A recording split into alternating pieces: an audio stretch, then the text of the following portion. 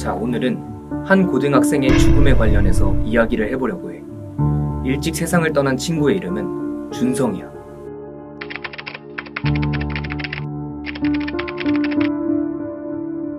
준성이는 2020년 2월 2일 준성이네 집 주변 강기슭에서 시체로 발견이 돼. 무언가에 의해서 목이 심하게 졸린 채로. 시체가 발견된 후 얼마 안 있어서 경찰들은 사인을 자살이라고 발표해. 그런데 몇몇 사람들은 준성이가 죽음을 맞게 된 그날에 벌어진 일들에 주목했어. 목이 졸릴 때 외부에서 당긴 흔적을 발견한 거야. 타살의 가능성을 제기한 거지. 한 고등학생이 죽은 사건이 단지 자살이라는 사인으로 막을 내려야 한다는 게 찝찝했던 거지. 그러게, 준성이가 죽은 당일날 어떤 일이 벌어졌는데? 자, 일단 준성이가 사망한 곳에서 발견된 세 가지 물건을 보여줄게. 자, 이 세 가지 물건이 그 당일날 무슨 일이 일어났는지 보여주는 것들이야. 뭐지? 이게 준성이의 죽음과 관련된 것이 맞아? 사망에 이르게 한 직접적인 칼이나 그런 것들은 아니지만 준성이를 죽음으로 몰아간 것들이라고 할 수 있지. 그리고 이 세 가지 물건은 모두 각각 엇갈리는 진술을 하는 세 명의 용의자를 가리켜. 자자, 일단 준성이가 어떤 아이였는지 말해줄게. 준성이는 대부분의 고등학생이 그렇듯이 놀기 좋아하고 공부에는 흥미가 별로 없던 평범한 대한민국 고등학생이었어. 근데 준성이가 유일하게 잘하고 또 즐기는 게 있었어. 바로 미술. 그림을 그릴 때면 무언가 흠뻑 취한 듯이 다른 공간에서 질주하는 것만 같았다고 해. 그래서 좋아하는 일을 하려고 미대를 준비하고 있었어. 왜 학교에서 보면 미대에 가려는 친구들 몇 명 있잖아. 준성이가 다니던 고등학교에도 이런 친구들이 몇몇 있었는데 그 중에 정우라는 아이도 준성이랑 마찬가지로 같은 전공을 준비하고 있었어. 미술하는 학생들이 노리는 대회. 뭐가 있을까? 맞춰봐. 공모전 있지 않나? 실력도 쌓을 수 있고 자기 스펙도 쌓을 수 있고. 맞아. 준성이가 사망하기 몇 주 전에도 꽤 규모가 큰 공모전 예선이 열렸었어. 준성이랑 정우도 이 대회에 참가했지. 준성이는 예선을 통과하기 위해서 정말 매일매일 손가락에 감각이 느껴지지 않을 정도로 연습을 했대. 그 고등학교에서도 준성이는 노력파로 유명했거든. 원래도 재능 있는 친구가 노력까지 더한다면 진짜 최고였겠지. 그런데 문제가 하나 있었어. 아까도 말했듯이 지극히 평범한 대한민국 중산층 부모님 밑에서 태어나서 자란 거야. 근데 제대로 미술을 전공하려면 그 비용이 조금 되나봐. 준성이는 엄마 아빠에게 부담이 될까봐 좋은 선생님한테 레슨을 못 받고 가까운 동네 학원에서 열심히 준비하는 그런 케이스였어. 준성이 착하네. 반면에 정우는 유명한 선생님께 매주 꼬박꼬박 레슨을 받았어. 정우는 집안이 좀 살았거든. 뭔데? 국회의원이라도 돼? 맞아. 정우네 아빠가 정계 인사셔서 빵빵한 지원을 해주셨어. 준성이가 받지 못하는 개인 레슨도 꼬박꼬박 받았지. 그런 친구를 보면서 준성이는 더욱 악착같이 노력했다 그래. 그랬구나. 결과는 어떻게 됐어? 안타깝게도 잘 되지는 않았어. 자기 노력, 주변인들의 기대와 칭찬을 생각하면 믿을 수 없는 결과였지. 결과를 통보해준 건 선생님이었어. 준성이가 사망 당일 처음 만난 사람이야. 선생님은 경찰과의 조사에서 그날을 이렇게 회상해. 진로 고민이 많아 보여서 공모전 탈락 위로해주면서 상담 좀 했다. 준성이의 적성과 성적에 맞는 대학과 학과를 추천해주고 공부도 열심히 하라고 듣기 파일이 담긴 mp3도 줬다. 그게 혹시 첫 번째 증거야? 이어폰? 평범한 선생님 같은데? 그치. 그런데 핸드폰에 녹음된 목소리는 다르게 말하고 있었어. 형 틀어봐. 김준성, 넌 성적 맞춰서 대학 가라. 미대 진학하려면 돈도 엄청 들고 얼마나 힘든지 너도 알잖아. 그리고 미술은 정우 같은 애들이 하는 거야. 넌 모든 게 애매해. 평범하게 대학 가서 평범하게 살아. 선생님은 아예 준성이가 미대 진학 꿈을 접길 바랬어. 도대체 왜? 자기가 하고 싶다는데. 아버지의 지원이 빵빵한 만큼 정우가 미대에 합격할 확률이 높다고 생각했던 거지. 준성이도 같은 과에 지원하게 되면 경쟁자가 느는 꼴이니까. 미술하고 싶어서 그렇게 열심히 애한테 그게 할 소린가? 선생님이면은 꿈을 복돋아주고 응원해줘야 되는 거 아니야? 그렇지. 어때? 범인인 것 같아? 말은 심했지만 확실한 살인 동기가 되는 것 같진 않아. 그래. 그럼 그날의 이야기를 더해보자. 예선도 떨어지고 꿈도 짓밟힌 준성이는 앞으로 자기가 하고 싶은 걸 못한다는 생각에 너무 속상했어. 그러던 중 두 번째 용의자를 만나게 돼. 그게 누군데? 바로 친구인 정우야. 응? 라이벌이었던 걔? 집에 가기 전에 준성이는 우연히 정우를 만났어.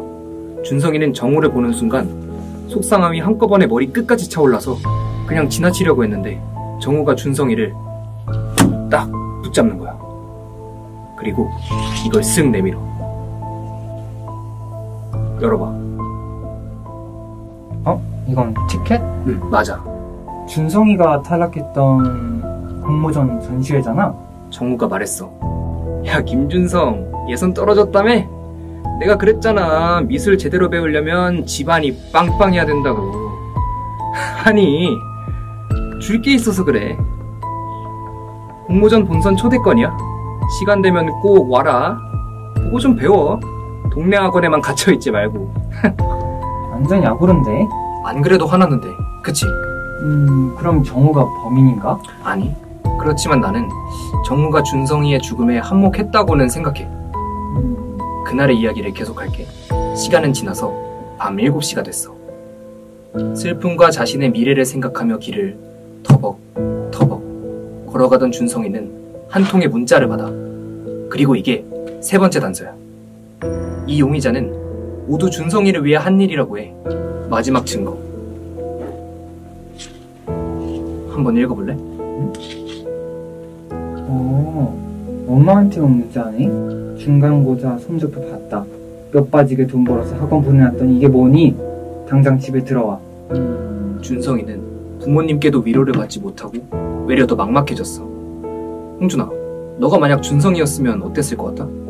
카톡 하나만 보고 부모님을 욕하는 건 좀 뭐하지만 이 카톡 하나만 봐도 평소에 부모님이 준성이한테 어마어마한 부담을 줘왔을 것 같다는 생각이 들어. 그런 정신적인 스트레스, 그리고 선생님한테도 응원은 받지 못할 망정 자신의 꿈을 포기해야 한다는 소리를 들었으니까 나 같으면 밤새 울어도 그 속상함이 풀어지지 않았을 것 같아. 그렇지. 범인이 누군지 이제 감이 와? 난 사실 잘 모르겠어. 사실 다 살해 동기가 부족해. 이야기를 들어보니까 난 자살했을 것 같은데. 맞아. 잘 캐치했어. 자, 이제 그날 있었던 진실에 대해 말해줄게. 연쇄적인 사건의 발생에 유의해서 들어줘. 하루 종일 답답한 일만 있었던 준성이는 집으로 바로 가지 않았어. 왜냐면 집에 가면 또 부모님이랑 말다툼을 할 것 같았거든. 정처 없이 걸어다니다가 오늘 하루의 일을 곰곰이 생각하던 준성이는 난 그날 하루에 일어난 단편적인 일 3개만 생각하면 안 된다고 생각해. 그동안 조언이랍시고 받은 충고들, 그것 때문에 인한 스트레스들이 준성이를 얼마나 옥죄었던 걸까 하고 생각해볼 필요가 있지. 그치. 학업적 스트레스랑 억압이 준성이의 발걸음을 비틀었고 좁혀질 수 없을 것만 같은 계층과 격차를 쫓느라 가면 안 되는 곳으로 빠졌고, 꿈을 단정짓고 좌절시키는 어른들이 꿈 많은 청소년의 희망과 목을 조인. 너무 안타까운 일이지. 근데 난 또 이런 생각이 드는 게 이게 비단 준성이만의 문제는 아닌 것 같아. 그럼? 너가 말해준 대로 준성이는 정말 평범한 친구였잖아. 너랑 내가 고등학생이었을 때처럼. 그런 친구에게 일어난 일련의 크고 작은 사건들, 그로 인한 상처들에 나는 너무 공감이 됐어. 내가 고등학생 때 겪었던 일이랑 비슷하거든. 학업적 스트레스, 좁힐 수 없을 것 같은 소득 격차, 나라는 사람을 그 자체로 존중해주지 않고 사회적 잣대를 들이미는 세상 같은 거 말이야. 준성이한테 뿐만 아니라 지금 이 청소년 모두에게 일어나고 있는 불필요한 비극인 것 같아. 그래, 그럼 너는 어떻게 생각해?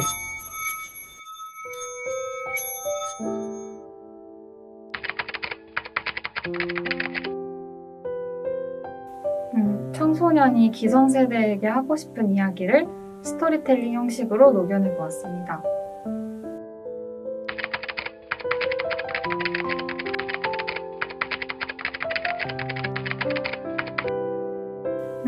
준성이는 결국 스스로 목숨을 끊었지만 저희는 이 사건을 단순히 자살이 아니라 자살을 하게 만든 간접적인 원인이 있음을 표현하고 싶었습니다.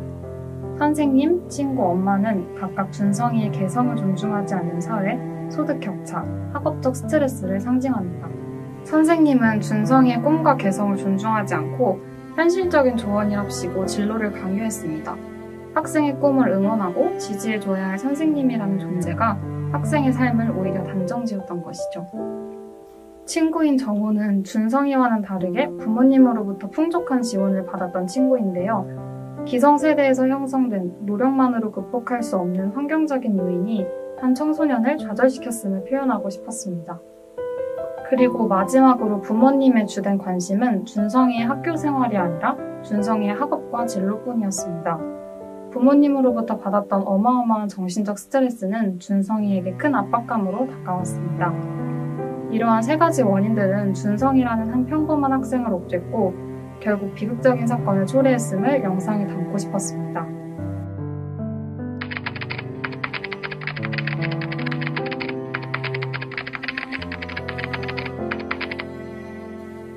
이 영상을 청소년들이 본다면 하나의 가상사건이라고 생각하지 말고 본인들의 삶이 온전하게 존중받아야 함을 깨달았으면 좋겠습니다.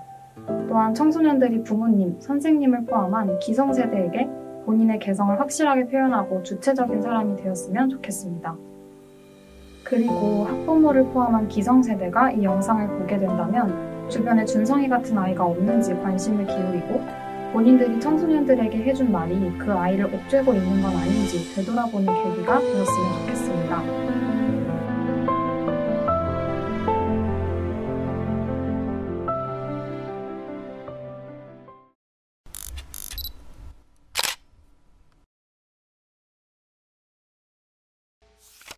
(2022) 블러썸 청소년 영상제